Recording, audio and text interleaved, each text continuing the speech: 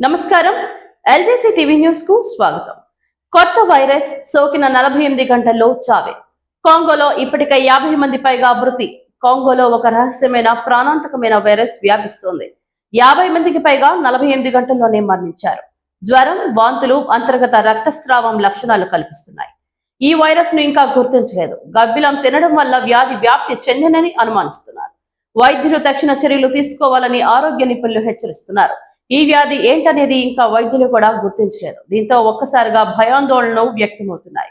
Western కాంగోలో ఈ అరుదైన భయంకరమైన వైరస్ వ్యాప్తిని గుర్తించారు. 13 మంది నుంచి రక్త నమూనాలను సేకరించి కాంగో రాజధాని కిన్షాసాలో national institute for geo medical research కు పంపినట్లు WHO తెలిపింది. అన్ని నమూనాలు సాధారణ హెమరేజిక్ జ్వరం వ్యాధులకు ప్రతికూలంగా ఉన్నట్లు నిర్ధారణ అయింది.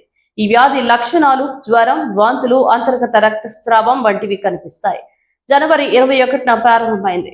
ఇప్పటి వరకు 419 కేసులు నమోదయ్యాయి. 53 మరణాలు సంభవించాయని అధికారులు తెలియజేశారు.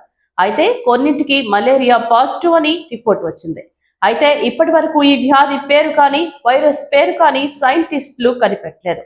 దీన్ని అడ్డుకోకపోతే మరింత మంది ప్రాణాలు కోల్పోయే ప్రమాదం ఉందని ఆరోగ్య నిపుణులు హెచ్చరిస్తున్నారు.